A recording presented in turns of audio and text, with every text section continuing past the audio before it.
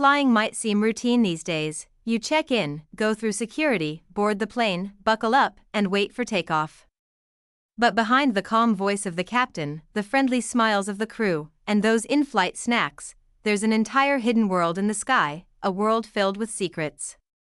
In this video, we're diving into the flight secrets that are never told to passengers, facts that pilots know, flight attendants are trained for, and airlines prefer you never ask about.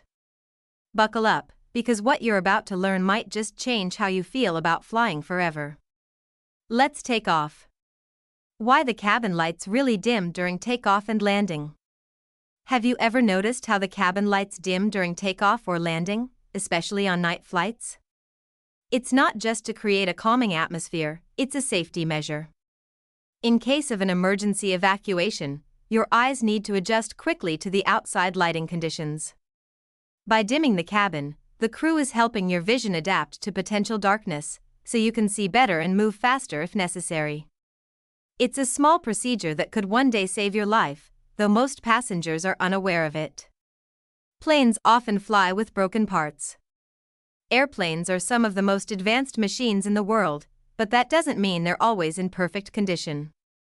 In fact, many flights take off with certain parts of the plane not working, and it's completely legal. Every commercial aircraft follows a checklist called the Minimum Equipment List, MEL, which defines which systems must be operational for a flight to be considered airworthy. If something non-essential, like a reading light, coffee machine, or in-flight entertainment system, is broken, the plane can still legally fly. While this may seem alarming to the average passenger, to pilots and maintenance crews, it's just business as usual. There are secret crew sleeping compartments. On long-haul international flights, you might wonder when the crew sleeps, as they're on duty for hours at a time. The answer: hidden compartments. Some larger aircraft, like the Boeing 777 or 787, have secret crew rest areas, compact sleeping quarters located above or below the main cabin. These areas are accessed through unmarked doors or ladders, invisible to passengers. Inside, flight attendants and pilots catch much-needed rest during long flights, so while you're stretched out in economy, the crew might be tucked away in a cozy hidden bunk just above your head. Oxygen masks only last 15 minutes. You've seen the oxygen masks in every safety demonstration, but here's something they don't tell you: those masks only provide about 12 to 15 minutes of oxygen. That may sound terrifying, but there's a reason for it.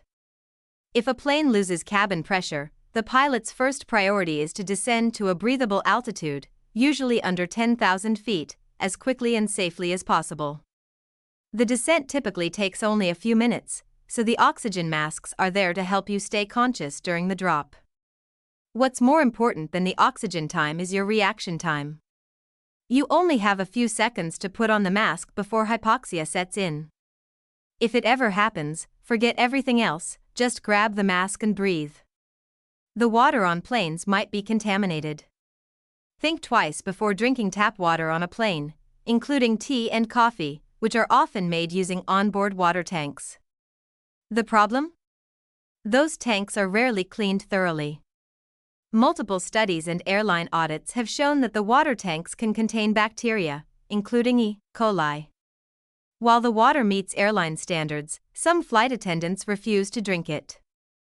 If you're thirsty, go for sealed bottled water, your stomach will thank you later. Pilots are allowed to nap while flying. Here's something most passengers don't realize: pilots are allowed, and sometimes encouraged, to nap during flights. It's called controlled rest. On long flights, especially transoceanic ones, pilots take turns resting while the plane is on autopilot. One pilot stays awake to monitor the systems, while the other catches up on sleep. Cockpits and pilot shifts. On ultra-long haul flights, shifts are carefully coordinated. There is often a backup or relief pilot, as flying across time zones for 12 hours straight is exhausting. A well-rested pilot is a safer pilot, so yes, your captain might be asleep, but it's all part of the plan. Airplane mode. Airplane mode is more about communication than safety. We've all heard the announcements to switch your phone to airplane mode, but let's be honest, how many times have you seen someone ignore it? The truth is, one phone is unlikely to cause a plane crash. The real reason for airplane mode is to avoid interference with communication systems, especially during takeoff and landing. If hundreds of phones are all trying to connect to towers simultaneously, it can cause annoying static on the pilot's radio. So no, your phone isn't going to bring down the aircraft, but it's still best to follow the rules for everyone's sake. Airplane bathrooms. That tiny airplane bathroom might feel like your only private space mid-flight, but don't get too comfortable. Every lavatory door can be unlocked from the outside. There's a hidden latch, usually behind the lavatory sign, that allows crew members to open the door in case of an emergency, or if a passenger is unresponsive or taking too long. Privacy is more of an illusion than a guarantee. Crew members are watching you. When you're boarding and the flight attendants are smiling and saying hello, that greeting isn't just about good manners. They're trained to assess each passenger as they come on board. They're checking for signs of intoxication, unusual behavior, visible illness, or anyone who might be a security threat. They're also mentally noting who looks physically capable of helping in an emergency. It's a quick scan, but it could make a big difference later. Seat safety. Not all seats are created equal. While some people prefer the front for quick exits, statistics show that the rear of the aircraft has slightly higher survival rates in the event of a crash. In many past accidents, the tail section remained more intact. It's not a guarantee, of course, as every situation is different, but if you're looking to play the odds, the back may be your best bet. Also, aisle seats are exposed to more bumps from carts and other passengers, and are more vulnerable during turbulence. Lightning strikes. Lightning strikes sound terrifying, but planes are built to handle them. Commercial aircraft are struck by lightning roughly once per year. Modern planes are designed with conductive materials that allow the electrical current to pass harmlessly through the exterior and exit through another part of the plane. You might see a flash or hear a rumble, but most of the time, passengers don't even realize it happened. Recycled air. That fresh cabin air isn't as fresh as you might think. The air you breathe during your flight is a mix of outside air and recycled air from within the cabin. The good news is that it's filtered through HEPA filters, which are highly effective at removing bacteria and viruses, about 99.97% effective to be exact. Still, during flu season or on packed flights, it doesn't hurt to have a mask or sanitizing wipes on hand, especially since you never know who was in that seat before you. Tray tables. Speaking of cleanliness, one of the dirtiest surfaces on the plane isn't the bathroom, it's the tray table. Studies have found bacteria levels on tray tables that rival public toilets. The reason? They aren't cleaned between every flight, and passengers often use them for everything from eating to changing diapers. If you're planning to eat off one, it's best to bring sanitizing wipes. Overbooked flights. Ever been told your flight was overbooked?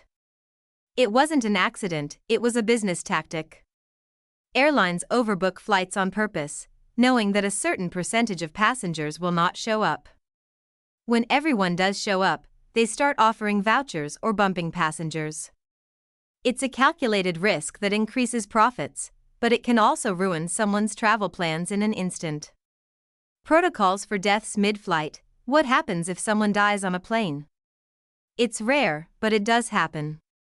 In most cases, the crew will quietly move the body to an empty row and cover it with a blanket, treating it with dignity until landing. Some long-haul aircraft are equipped with body bags or corpse kits just in case. There's no refrigeration or special area for the deceased, so if a passenger dies mid-flight, they usually stay in their seat or lie nearby until the plane touches down. The hidden side of flying. There's a lot more to flying than meets the eye. Beneath the calm, smooth surface of commercial aviation is a world of hidden rules, unspoken truths, and secrets that passengers are never told. From hidden compartments and oxygen time limits to overbooked flights and recycled air, air travel is a carefully orchestrated system designed to keep people moving and unaware of what's really going on. Now that you know these secrets, you'll never look at flying the same way again.